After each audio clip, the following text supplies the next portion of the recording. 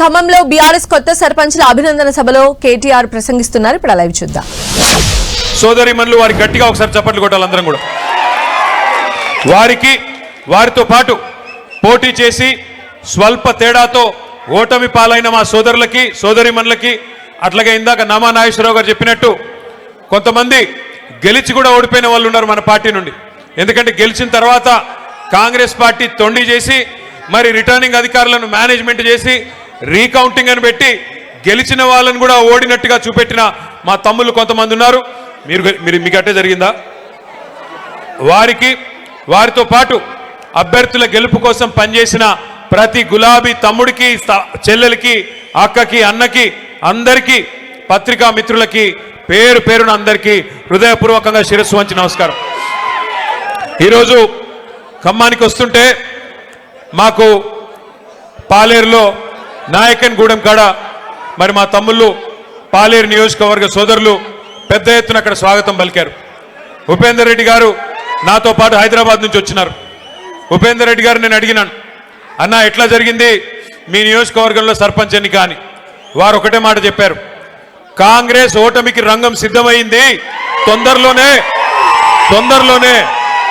పల్లెల్లో ప్రజలు భరతం పట్టడానికి సిద్ధంగా ఉన్నారు. తొందరలో కార్పొరేషన్లో కూడా అదే జరగబోతోంది, మున్సిపాలిటీలో కూడా అదే జరగబోతోంది. తప్పకుండా మళ్ళీ ఈ క్వార్టర్ ఫైనల్స్ లో మంచి ఫలితాలే వచ్చినాయి. సెమీఫైనల్ రాబోతోంది. ఆ తర్వాత ఫైనల్లో మాత్రం తిరిగి ఖచ్చితంగా ఖమ్మం జిల్లాలో ఈసారి 7 నుంచి 8 స్థానాలు గెలుచుకొని మళ్ళీ కేసీఆర్ గారు ముఖ్యమంత్రి కాబోతా ఉన్నారని చెప్పి పెద్దలు ఉపేందర్ రెడ్డి గారు చెప్తా ఉన్నారు. ఇది నా మాటో మీ మాటో కాదు. అక్కడి నుంచి ఇక్కడి దాకా వస్తూ ఉంటే ప్రజల స్పందన, ప్రజల హావభావాలు, వారి మాటలు ఇవన్నీ కూడా వింటా వచ్చినాను. మధ్యలో ఒక దగ్గర కొద్దిసేపు టీ తాగుదామని ఆగినాం. అక్కడ పాలేరు నియోజకవర్గం ఎంటర్ అయిన తర్వాత టోల్ గేట్కి యువతల కొద్దిసేపు ఆగినాం. ఆగితే 2-3 రైతన్నలు వచ్చారు. వచ్చి వాళ్ళ గోడు చెప్పుకుంటున్నారు పాలేరు వాళ్ళు. అన్నా, మా ఎమ్మెల్యే గారు ఇప్పుడు మంత్రిగా ఉన్నారు, వ్యవసాయ మంత్రి గారు మా జిల్లా, 2 ఉన్నారు, ఉప ముఖ్యమంత్రి కూడా మా జిల్లానే, 3 మంత్రులు, 3 మొనగాళ్ళు ఉన్నారు. కానీ దురదృష్టం ఒక్క యూరియా బస్తా దొరకడం లేదు. ఎవరికి చెప్పుకోవాలి, మేము ఎవరికి చెప్పుకోవాలా అని రైతన్నలు వచ్చి అడుగుతుంటే వారిని నేను ఒకటే అడిగినా, మరి మార్పు అన్నారు, మార్పు అని ఓటేశారు, బాగున్నదా మార్పు అని అడిగిన. అంటే ఏం చెప్పాలన్నా, సరే జరిగింది, పాలిచ్చే గేదెని వద్దనుకుని తన్నే దున్నపోతుని తెచ్చుకున్నాము, తప్పదు కదా, అనుభవించక తప్పదు కదా అని చెప్పారు. రైతులు కూడా బాధపడతా ఉన్నారు. ఇవాళ నేను స్పష్టంగా చూస్తా ఉన్నా, ఖమ్మం ప్రజల్లో ఒక కాంగ్రెస్ పార్టీ మీద తీవ్రమైన వ్యతిరేకత, తీవ్రమైన కోపం కనబడతా ఉంది. సహజంగా మీరు అక్కడని నేను ఇక్కడంటే ఎవరికి కనబడుతుంది స్వామి, ఆగు. సహజంగా ఎప్పుడైనా స్థానిక సంస్థల ఎన్నికల్లో సహజంగానే నిజానికి అధికార పార్టీకి ఎంతో కొంత అడ్వాంటేజ్ ఉంటుంది. మీకు గుర్తుండాలి, మనం అధికారంలో ఉన్నప్పుడు పంచాయతీ ఎన్నికలు పెడితే కనీసం కాంగ్రెస్ వాళ్ళు ఎన్ని గెలిచారయ్యా అంటే వేళ్ల మీద లెక్క పెట్టుకోదగ్గర సంఖ్యలో తప్ప పర్ఫార్మెన్స్ లేదు. 10% లోపల తప్ప గెలిచిందేమీ లేదు. కానీ వాళ్ళ రాష్ట్ర వ్యాప్తంగా, ఒక్క ఖమ్మంలోనో కొత్తగూడెంలోనో కాదు, రాష్ట్ర వ్యాప్తంగా కనుక చూసినట్టయితే 40% సర్పంచులు మన వాళ్ళు గెలిచారంటే ఇది మామూలు విషయం కాదు. అది కూడా 2 ఏళ్లలోపే. 2 ఏళ్లలోపు జరిగిన ఎన్నికల్లో పరిస్థితి ఎట్లా ఉంది అంటే రానున్న రోజుల్లో పరిస్థితి ఎట్లా ఉండబోతోందో మనం అర్థం చేసుకోవచ్చు. తప్పకుండా ఒకటి మాత్రం పక్కా, ఇవాళ 2 ఏళ్లలోనే ప్రజలకు అర్థమైపోయింది. ఎన్నో ఆశలు, ఎన్నో అబద్ధాలు, ఎన్నో రకాల అలవిగాని హామీలు ఇవన్నీ ఇచ్చి అధికారంలోకి వచ్చింది కాంగ్రెస్ పార్టీ. 6 గ్యారంటీలు అన్నారు, 420 హామీలు ఇచ్చారు. పక్క నియోజకవర్గం మదిర, నాకు ఇంకా గుర్తుంది, ఆ వీడియో కూడా ఇక్కడ వేద్దామంటే స్క్రీన్ లేదు. డిప్యూటీ సీఎంగా ఉన్న ఆనాటి సిఎల్పి లీడరు, మదిర ఎమ్మెల్యేగా ఆనాడున్న బట్టి విక్రమార్క గారు ఆ రోజు అన్న మాట ఇంకా నాకు నా చెవుల్లో ఇంకా వినబడతా ఉన్నది.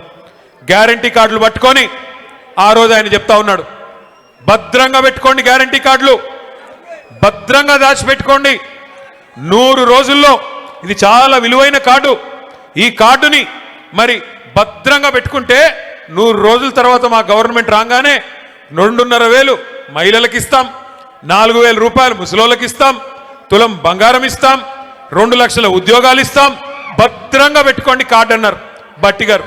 మరి ఇవాళ నేను బట్టి గారిని అడుగుతున్నా, బట్టి గారు 100 రోజులు కార్డును పెట్టుకోమన్నారు, మరి ఇప్పుడు 2 ఏళ్ళు అయిపోయింది, ఇప్పుడు ఎక్కడ పెట్టుకోవాలి కార్డు? ఎక్కడ పెట్టుకోమంటావు ఇప్పుడు కార్డు? చెప్పు. ఎక్కడ పోయింది నీ 2,500?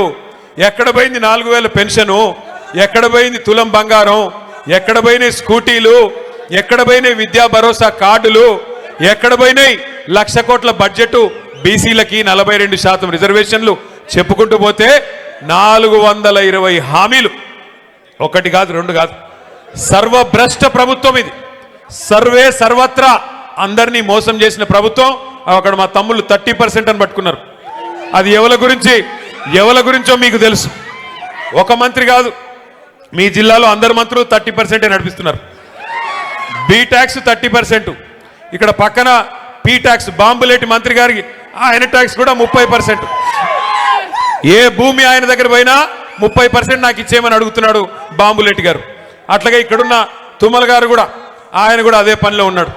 ఎవరికి వాళ్ళు ముగ్గురు ఇవాళ ఏ ఒక్కరు కూడా జిల్లాకి పనికొచ్చే ఒక్క పని కూడా చేయడం లేదు.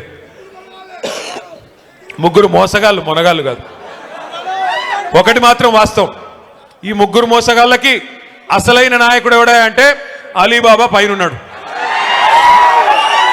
ఇక మీరు చూస్తూనే ఉన్నారు ఆయన కథ. అయితే నోరు బారేసుకోవడం, జర్ర జర్ర జర్ర జర్ర జర్ర జర్ర జర్ర తొందరపడక నన్ను మాట్లాడండి, ముందే గొంతు బాలేదు, మాట్లాడండి.